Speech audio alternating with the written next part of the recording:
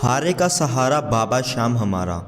ये लाइन आपने लगभग आज की तारीख में हर जगह देखने को मिलती है।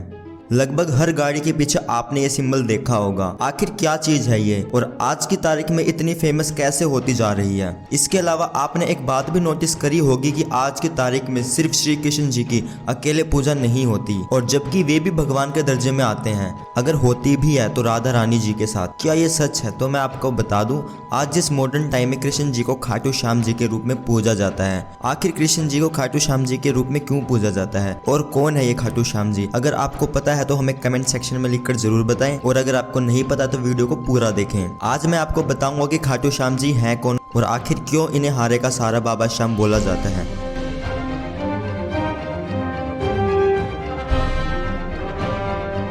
तो दोस्तों, ये बात शुरू होती है महाभारत काल से, जब माता कुंती और पांडवों को वनवास मिला हुआ था। तो उनकी मुलाकात एक हिडिंबा नाम की राक्षसनी से हुई थी, और हिडिंबा भीम के ऊपर मोहित हो जाती है, और फिर भीम माता कुंती से आज्ञा लेकर हिडिंबा से विवाह कर लेते हैं, और उनकी एक संतान होती है जिसका नाम था घटोत्कच। उसके बाद घटोत्कच और अहलावती का विवाह होता है, और वे एक संतान को जन्म देते हैं। स्कंदा पुराण के अनुसार उनके घुंघराले और बर्बर बाल होने की वजह से इनका नाम बर्बरिक पड़ता है, और ऐसे भी कहा जाता है कि इन्होंने जन्म लेते ही 14 वर्ष की आयु ग्रहण कर ली थी। बर्बरिक भीम के पोते थे। वे क्षत्रिय परिवार से बिलोंग रखते थे, तो उन्होंने भी कुछ शक्तियां हासिल करने की सोची। तो ये सब जब इन्होंने अपनी माता अहलावती से जिक्र किया, तो उन्होंने बर्बरिक को आदि शक्ति दुर्गा की तपस्या करने को बोला, और शक्तियां हासिल करने के लिए उन्होंने भगवान शिव की उपासना करने को बोला। बर्बरिक निकल पड़े भगवान शिव को मनाने और तपस्या करने। उन्होंने कड़ी तपस्या करके आदि शक्ति को प्रसन्न किया, और दुर्गा माता से इन्होंने 3 बाण ऐसे प्राप्त किए जिससे तीनों लोक जीते जा सकते थे। जब महाबली बर्बरिक को ये 3 बाण प्राप्त हुए तो उन्होंने इसे इस्तेमाल करने की सोची। जब उन्हें महाभारत के युद्ध के बारे में पता चला तो ये अपनी माँ के पास जाते हैं और कहते हैं वे भी इस महाभारत के युद्ध में भाग लेना चाहते हैं।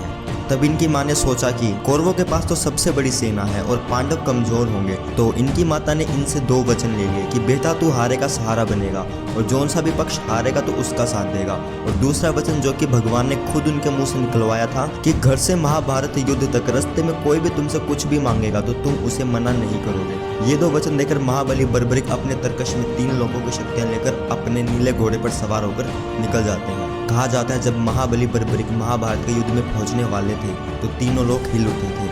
ये 14 साल का बच्चा नीले घोड़े पर सवार होकर कौन आया है? दुर्योधन ने देखा, भीष्म पितामह ने देखा, परंतु किसी को समझ नहीं आया कि ये कौन है। जब अर्जुन ने इस लड़के को देखा तो उन्होंने कृष्ण को गुहार लगाई कि माधव देखो ये कौन आया है, कि ये लड़ेगा तो बाद में, परंतु इसके आते ही मुझे ऐसा लग रहा है जैसे मैं युद्ध हार चुका हूँ। अर्जुन की बात सुनकर कृष्ण जी एक ब्राह्मण का रूप लेकर बर्बरिक के पास पहुँचते हैं और बोलते हैं, हे बर्बरिक कहाँ जा रहे हो? बर्बरिक ने बोला कि मैं महाभारत युद्ध में भाग लेने जा रहा हूँ। फिर ब्राह्मण देवता बोलते हैं, बेटा तुम इतनी छोटी उम्र में युद्ध में क्यों मरने जा रहे हो? बर्बरिक बोले, प्रभु जिनके हौसले बड़े होते हैं वे उम्र नहीं देखा करते। ये सुनकर ब्राह्मण बोले, बेटा वहाँ बहुत बड़े बड़े योद्धा मैदान में लड़ रहे हैं, तुम्हारे पास ऐसी कौन सी शक्ति है जो तुम उनका मुकाबला करने जा रहे हो? बर्बरिक बोले, प्रभु आज्ञा तो दीजिए, मेरे तरकश में जो 3 बाण पड़े हैं उनमें से एक ही बाण बहुत है इस पूरे महाभारत के युद्ध का निर्णय करने के लिए। ब्राह्मण देवता बोले, बेटा बातें करना तो आसान है, मुझे साबित करके दिखाओ। तो सामने एक पीपल का पेड़ था। बर्बरिक ने अपने तरकश में से एक तीर को चढ़ाया और पेड़ के हजारों पत्तों को भेद डाला। ब्राह्मण जी ने एक पत्ता जानबूझकर अपने पैरों के नीचे दबा लिया था। सारे पत्ते भेदने के बाद वो तीर ब्राह्मण देवता के पैर के ऊपर मंडराने लगा। बर्बरिक बोले, ब्राह्मण देवता पाँव हटाइए, नहीं तो ये तीर आपके पैर को ही भेद डालेगा। ये सब देखकर ब्राह्मण देवता मान ली कि अगर ये युद्ध में चला गया तो सबको चुन चुन कर मारेगा। और जब ब्राह्मण देवता के रूप में मुरली वाला था उन्होंने बर्बरिक से पूछा कि तुम किसका साथ दोगे?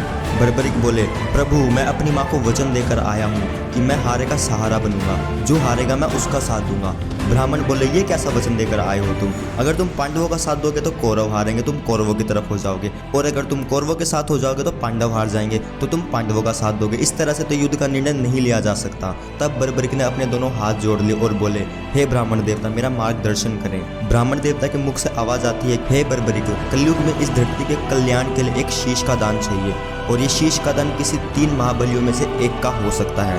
और वे 3 महाबली हैं, या तो भगवान श्री कृष्ण, या फिर अर्जुन, या फिर तुम बर्बरिक। श्री कृष्ण जी के बिना महाभारत कुछ नहीं और अर्जुन के बिना भी महाभारत कुछ नहीं। तो अब बचे बर्बरिक तुम। बर्बरिक बिना कुछ सोचे समझे अपनी तलवार निकालते हैं और कहते हैं शीश का दान दिया जाएगा, परंतु जो शख्स शीश का दान मांग सकता है वो कोई साधारण मनुष्य नहीं हो सकता। आप अपने असली रूप में आइए, मैं आपको अपना शीश का दान दूंगा।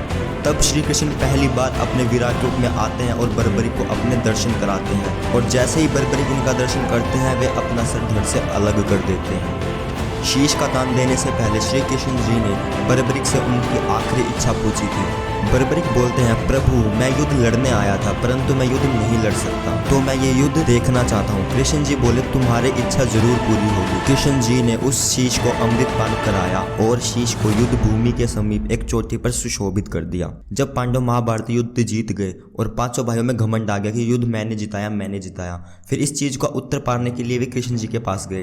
कृष्ण जी बोले, मुझे कैसे पता होगा, मैं तो अर्जुन का रथ चला रहा था। तो पांडव बोले कि फिर इसका निर्णय कौन करेगा। कृष्ण जी बोले, पांडवों मैंने एक बार तुम्हारे लिए झोली फैलाई थी, अब तुम झोली फैलाओगे। एक ही है जो इस युद्ध का निर्णय ले सकता है, क्योंकि कन्हैया को पता था कि शायद मैं भी भूल चूक कर सकता हूँ, परंतु बर्बरिक गलती नहीं कर सकता। वे सभी बर्बरिक के पास गए और उन्होंने बर्बरिक से गुहार लगाई, हे बर्बरिक तुम्हें पूरे युद्ध में क्या दिखाई दिया और किसने युद्ध जिताया। बर्बरिक के शीश से आवाज आई, पांडवों मुझे पूरे महाभारत युद्ध में सिर्फ और सिर्फ कन्हैया का सुदर्शन चक्र चलता हुआ नजर आया। मारने वाला भी कन्हैया था और मरने वाला भी कन्हैया था। तुम किस चीज का घमंड कर रहे हो? कृष्ण जी थे इसलिए तुम जीत गए। ये उत्तर श्री कृष्ण जी को इतना पसंद आया कि उन्होंने वरदान दे दिया। बोले, हे बर्बरिक तुम्हारे शीश को मैं पहले ही अमृत पान करा चुका हूँ, और जैसे ही कलयुग प्रारंभ होगा वैसे ही मेरी 16 की 16 कलाएं तुम्हारे शीश में विराजित हो जाएंगी, और मेरे श्याम नाम से तू घर घर में पूजा जाएगा। अगर कोई शाम पुकारेगा तो तू उनकी मदद करने जाएगा, और तू खाटू वाला शाम कहलाएगा। और जो तूने अपनी माँ से वादा लिया था, मैं उस वादे को वरदान में तब्दील करता हूँ। तू हारे का सहारा कहलाएगा। मैं तुझे वरदान देता हूँ, जैसे जैसे कलयुग का विस्तार होगा वैसे वैसे तेरी शक्तियाँ बढ़ेंगी और तू घर घर में पूजा जाएगा। और दोस्तों इसी वजह से खाटू श्याम आज हर घर में पूजे जाते हैं और इनकी इतनी ज़्यादा मान्यता है। और दोस्तों एक अमेजिंग बात यह है, जहाँ बर्बरिक ने अपना शीश का दान दिया था वह जगह चुलकाना धाम से जानी जाती है, जो कि न्यू दिल्ली से लगभग 65 किलोमीटर दूर सोनीपत के पास मालखा में स्थित है। और जिस पेड़ को महाबली बर्बरिक ने भेदा था वो पेड़ अभी भी मौजूद है। अगर आपको ये वीडियो पसंद आई हो तो वीडियो को लाइक करें, शेयर करें, और ऐसे ही और भी इंटरेस्टिंग फैक्ट जानने के लिए हमारे चैनल को सब्सक्राइब करें।